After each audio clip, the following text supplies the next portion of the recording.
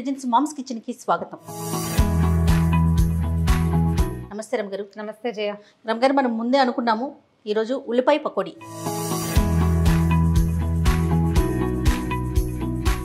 అందరూ అనుకుంటే ఇంత సింపుల్ ఐటమ్స్ చేస్తున్నారు ఏంటి అని, కాకపోతే రమ్మగారు ఇంకా స్పీడ్గా ఇంకా సింపుల్గా చూపిస్తారు కదా, అందుకని చూద్దాం ఎంత సింపుల్గా ఉంటుంది. అదే కదా, ఉల్లిపాయ సన్నగా మనం ఉల్లిపాయ పకోడీ కనగానే చీలికలు తరిగేస్తాం. ఇందులో వేసి మొత్తం వేసేనా? వేసి ఉల్లిపాయ పకోడీకి ఒక ప్రిపరేషన్ ఉంటుంది ఖచ్చితంగా. అవునవును. దీన్ని ఏం చేయాలి, ఈ ఉల్లిపాయల్ని బాగా నలిపేసి ఉప్పు తర్వాత కారం మనం అల్లం పచ్చిమిర్చి అది వేసేసి బాగా నలిపేస్తే కొంచెం నీరు వచ్చేస్తుంది. అవును. అప్పుడు ఇది ఎన్ని ఉన్నాయో అందులోకి సగం కంటే ఒక నలకంత ఎక్కువ శనగపిండి పడుతుంది. పిండిలో కనుక ఇది వేసేసామనుకో అప్పుడు ఎక్కువ నీళ్లు పోసేస్తాం, దానివల్ల నూనె ఎక్కువ పీల్చేస్తుంది, కరకరలాడుతూ క్రిస్ప్గా రాదు. ఉప్పు వేసి. రమ్ గారు, నాకు ఒక్క అనుమానం, మనం చూడండి వెయ్యి పడుతుంది ఇంకా కొంచెం. మీరైనా నేనైనా చాలా వరకు చేతులు పెట్టేస్తున్నాం. అవును అవును, ఈ పని ఎవరు చేస్తారు? ఇది ఓకే రమ్మగారు, ఇప్పుడు నన్ను ఉల్లిపాయలు వేయమన్నారు, చేత్తో తీసివేశాను, లేకపోతే ధనియాలో జీలకర్ర ఏదో అంటే గబుక్కుని చెయ్యి వచ్చేస్తుంది.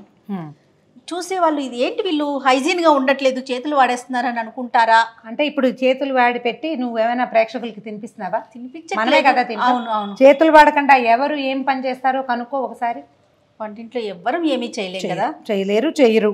ఒకవేళ అలా చేయాల్సి వస్తే అది వంట బాగా ఏం కుదరదండి. అమ్మయ్య. ఓకే, ఇప్పుడు కొత్తిమీర కాదు కరివేపాకు వేసేసి ఇది నీరు వస్తుంది. చేత్తో చేస్తేనే తృప్తిగా ఉంటుంది. ఇప్పుడు అన్నమైనా చూడండి, చేత్తో తినాలి, తినిపించాలి. అవును కదా రమ్మగారు. ఈ కొత్తిమీర కానీ కరివేపాకుని బాగా నలిపితే మంచి వాసన వస్తుంది. ఇది ఎంత నలిగితే ఇప్పుడు చూడు నీరుగా వచ్చేసిందా, ఈ నీరుకి సరిపడా మనం శనగపిండి వేసుకోవచ్చు. అన్ని ఉల్లిపాయలు కొద్దిగా సెపరేట్ అయ్యేలాగా చేసుకుంటే బాగుంటుంది. దీన్ని ఇంకా సన్నగా ఉల్లిపాయలు తరుక్కోదలిచినా సరే తరిగిన కొందికి మన చాయిస్ తరిగిన కొందికి వస్తుంది.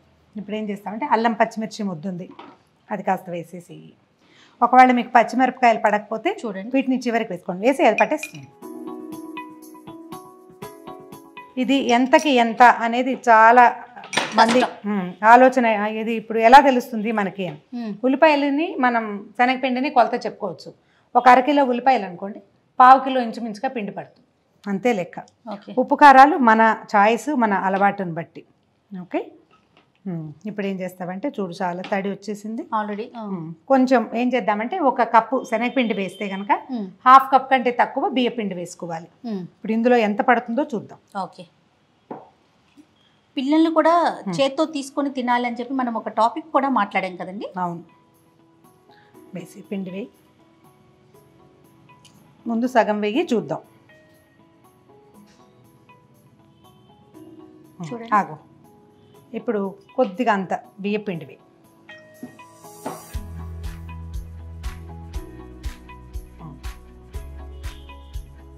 చాలు. ఈ బియ్య పిండికి ఏముంది, మనం వేస్తే క్రిస్ప్గా వస్తాయి. అవును, అది మెయిన్. పకోడీలో అనగానే కొంచెం కరకరలాడుతూ కొంచెం కారంగా అలా ఉంటే బాగుంటుంది కదా. గట్టి పకోడీ ఉంటుంది, రెగ్యులర్ పకోడీ ఇది. అదే ఇప్పుడు ఇది కూడా గట్టి పకోడీగానే వస్తుంది చూడు. గట్టి పకోడీ అంటే నీ ఉద్దేశం ఏంటంటే అది చక్కగా ఉంటుంది. ఉల్లిపాయ పకోడీ ఇది ఒక రకం గట్టి పకోడీ అయితే, మెత్తని పకోడీ అని చేస్తాం, బళ్ళ మీద దొరుకుతుంది. అవునవును, మన చిన్నప్పుడు కనపడేవి బాగా. అవును, పకోడీలు మెత్తగా ఉండేవి, అది కొంచెం పిండి లూజ్గా కలుపుకునేది. ఇది ఆ తరహాగా ఉండదు. మనం బజార్లో కొంటాం ఉల్లిపాయ పకోడీ అని, అలా వస్తాయి. ఓకే, ఇంకా కొంచెం శనగపిండి పడుతుంది జయ. ఓకే, చూడండి రమ్మగారు, చాలు. గుర్తుపెట్టుకోవాల్సిన సంగతి ఏంటంటే ఈ రెండు పిండ్లు కలిపేసి పెట్టుకున్నా కూడా, అంటే ఒక గ్లాస్ కొలతకి అర గ్లాస్ కంటే తక్కువ, పావు గ్లాస్ కంటే ఎక్కువ బియ్యపిండి కలిపేసి పెట్టుకుంటే అది కలిపి పోసేసుకోవచ్చు. మనం విడివిడిగా చూపిస్తున్నాం కాబట్టి ఇలా విడివిడిగా చేస్తున్నాం. ఇప్పుడు ఏం చేస్తామంటే కాసిన ధనియాలు చేతిలో వేసుకుని గట్టిగా నలిపితే మనకి మంచి అరమ వస్తుంది.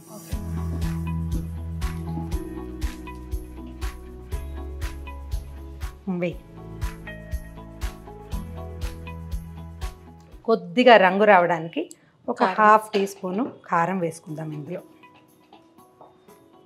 విచిత్రంగా ఉప్పు చేతిలో తీసుకోకూడదు, కారానికి ఎవరు చెప్పలేదు జయ. అవునండి, ఎందుకంటే మనం కారం ఎప్పుడు పడితే అప్పుడు వేసుకోం కాబట్టి. ఉప్పు అన్నిట్లలోకి కావాలి కదా. మనం ఇందులో ధనియాలు వేసామా, శనగపిండి అరగడానికి అల్లం కావాలి, ధనియాలు కావాలి, 1 స్పూను జీలకర్ర కూడా అరుగుదలకే. ఓకే. ఈ ధనియాల గింజలు మధ్య మధ్యలో పంటికి తగులుతుంటే భలే బాగుంటుంది. దీన్ని నలపక్కర్లేదు, ఇది వేగగానే రుచి వచ్చేస్తుంది, వాసన వచ్చేస్తుంది, సరిపోతుంది అంతే. నీళ్ళు ఏం కలపలా, ఇంకా నీరు కలిపితే నీకు ఇది లూజ్ అయిపోతుంది. పెట్టేనండి స్టవ్ మీద, పెట్టేసి స్టవ్ వెలిగించు. పెద్దదే పెడదామా? రమ్మగారు, నూనె కూడా చేతితో తీసుకోకూడదు అంటారు కదా. ఆ నూనె కూడా చేతికి అందుకోకూడదు. అది కాదు జయ, ఇప్పుడు నూనె ఉంది, నేను నీకు చేతికి అందిస్తున్నాను, జారి పడింది అనుకో, జారి పడితే కదా ఇల్లు వాకిలి ఏకమైపోతాయి. తుడుచుకునేసరికి దేవుడు కనపడతాడా? ఒకవేళ అది వేడిగా ఉందనుకో, అప్పుడు ఎంత పెద్ద ప్రమాదం. అందుకని సేఫ్ సైడ్గా దాన్ని నేల మీద పెట్టు, నేల మీద నుంచి తీసుకో అని చెప్తారు. నూనె ఓకే, మరి ఉప్పు ఎందుకండి? ఉప్పు ఎందుకు చెప్తారో తెలియజేయ, చాలా పురాతనమైన సంప్రదాయం. ఉప్పు ఒకళ్ళ చేతిలో నుంచి అందుకుంటే పోట్లాట వస్తుందని అంటారు. మా వారు మాత్రం చాలా కేర్ఫుల్గా చేతికి అందిస్తారా? మరి మీ ఇద్దరికి అవుతూ ఉంటాయా లేదా డాక్టర్ గారికి? మీకు డిష్యూ అయ్యే అవకాశం కొంచెం తక్కువ చేయ. నేను అతి భాషనే కానీ ఆయన చాలా మితి భాష.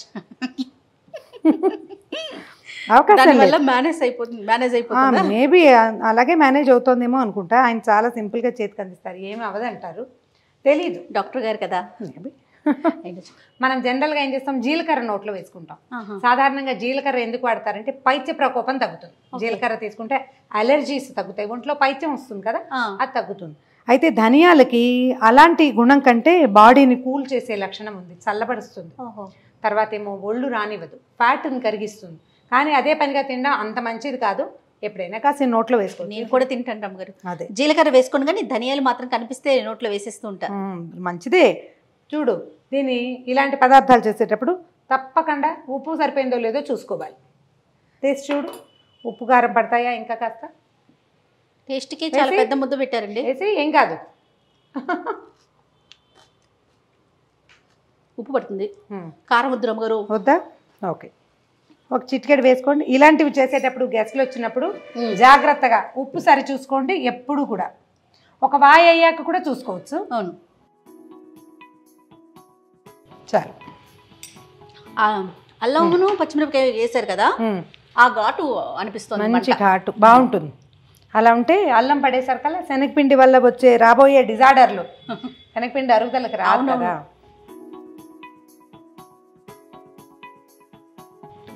ఇంకొక క్షణం కాగాలి నూనె. మీడియం ఫ్లేమ్ మీద వేయించుకోవాలి పకోడీలు. ఇప్పుడు ఇందులో ఇంకా మన తెలివితేటలు బోల్డ్ అన్ని వాడుకోవచ్చు. చెప్పండి. బోల్డ్ రకాలు. కాగిన నూనె పోస్తారు కొంతమంది క్రిస్ప్గా రావడం కోసం. వేడివేడి నూనె, ఇప్పుడు మనం శనగపిండి వేసామా, అప్పుడు కాగిన నూనె ఒక గరిటె వేసేసుకోవడం. ఇది కలపక ముందు కలుపుతూ ఉండగానే నూనె పెట్టేసుకోవడం. ఇక లేట్ లేదనమాట, మనం వెయిటింగ్ టైం ఇచ్చేస్తున్నాం. ఆ లేట్ లేకుండా మనం మాట్లాడడం కోసం టైం వాడుకున్నాం. కానీ అది పొయ్యి మీద పెట్టేసి ఇది కలిపేసుకోవాలి. చక్క చక్క చక్క అయిపోతుంది. ఇది కలిపాక ఇది పక్కన పెట్టి అది పెట్టడం కాదు, అది పెట్టడము, ఇది కలిపేసేయటం. అది కాగుతుంది కదా, ఆ నూనె ఒక గరిటె తీసి ఆ వేడి వేడిలో వేస్తారు. వేస్తే బాగుంటుంది. వేసి ఇంకా మీకు ఎక్కువ క్రిస్ప్గా వస్తుంది. ఇదేం లేదు జయ, చేత్తోటి చిన్న చిన్న చిదపలుగా డ్రాప్ చేసేయండి. ఈవెన్గా వేయక్కర్లేదు, ముద్దలుగా వేయక్కర్లేదు. స్టవ్ ఏమైనా తగ్గించమంటారా? కొంచెం తగ్గించు, మీడియం ఫ్లేమ్ మీదే ఇది వేగనివ్వాలి. ఇది చెయ్యి పట్టలేని వాళ్ళకి ఒక రవ్వ ఇబ్బందిగా ఉంటుంది, చెయ్యి పడితే ఏముండదు. తొలివాయి కొంచెం నిదానంగా వేసుకోండి, ఎందుకంటే నూనె పొంగి పైకి వచ్చేస్తుంది కాబట్టి.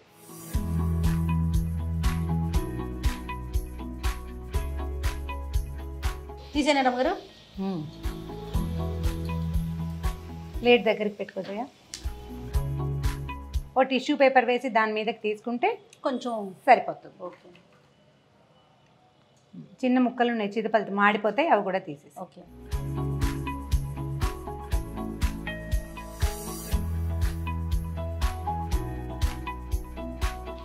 ధనియాలు వేగిన వాసన వస్తుంది.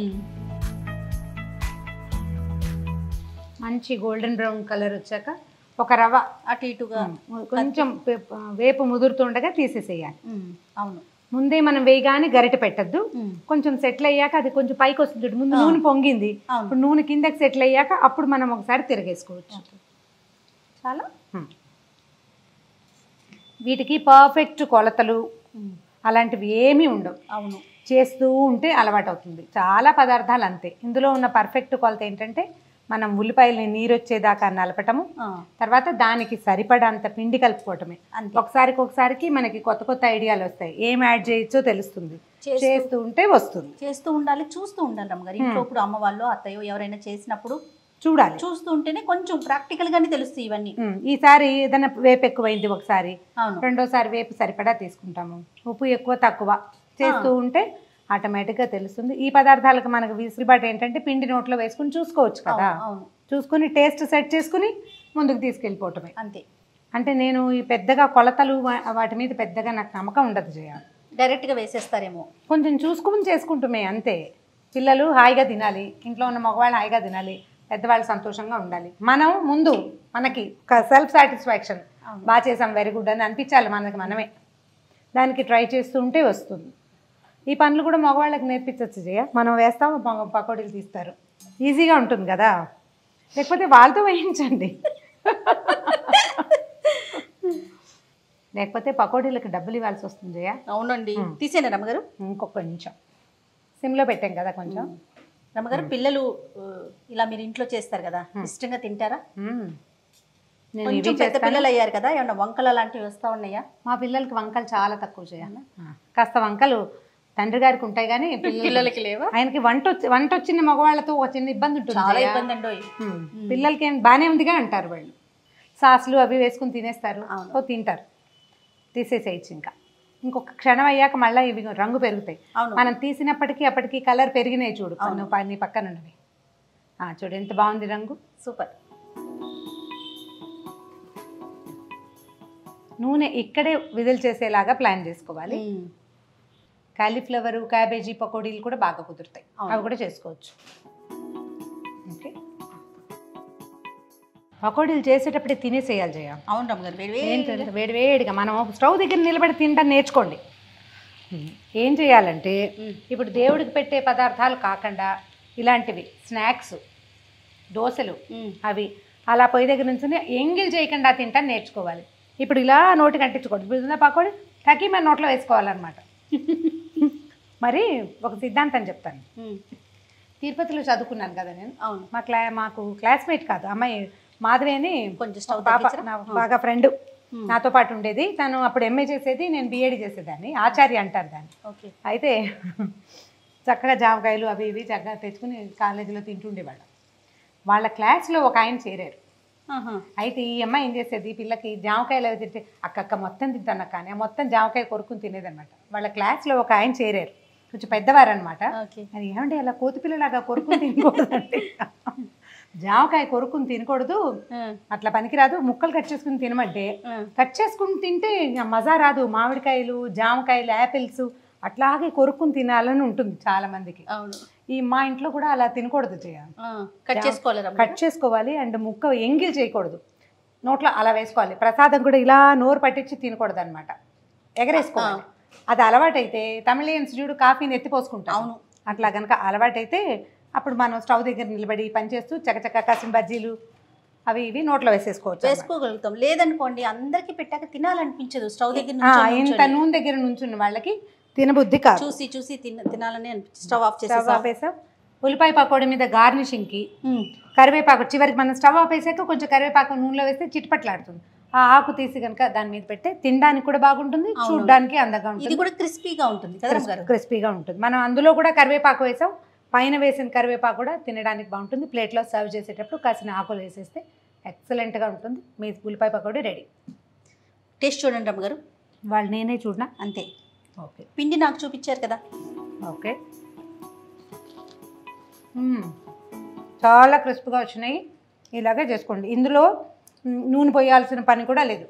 ఇలా చేస్తే నీళ్లు తగిలించామా మెత్తగా అయిపోతాయి. అవును, నీరు తగిలించకుండా చేస్తే చక్కగా క్రిస్ప్గా వస్తుంది. నువ్వు కూడా ఒకటి రుచి చూడు. చక్కగా బయట వర్షం పడుతుంది, వేడి వేడి పకోడీ వేసుకుని తిని, సో కొంచెం ఇవి తీసుకొని ఒక కప్పు టీ తాగితే ఈవినింగ్ అంతా సూపర్ కదా. ఈసారి దీంతో లెమన్ టీ ట్రై చేయండి, ఎంత బాగుంటుందో చెప్పండి. మామూలు టీ కంటే కూడా బాగా వచ్చినాయా? క్రిస్ప్గా ఉంది. అంటే బియ్యం పిండి తగలటం వల్ల, బియ్యం పిండి వల్ల, మనం నీళ్ళు అసలు పోయకపోవటం వల్ల, అంతే.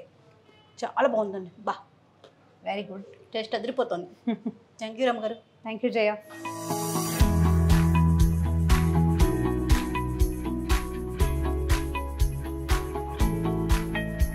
కరకరలాడే ఉల్లిపాయ పకోడీ.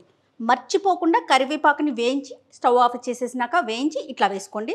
నిజంగా చాలా బాగున్నాయండి. డెఫినెట్గా మీరంతా ట్రై చేయండి. కొత్త కొత్త రెసిపీల్ని కనిపెట్టండి. అలానే ఇంకా కొత్త రెసిపీలు కావాలంటే సుమన్ టీవీ మామ్స్ కిచెన్ని సబ్స్క్రైబ్ చేసుకోండి.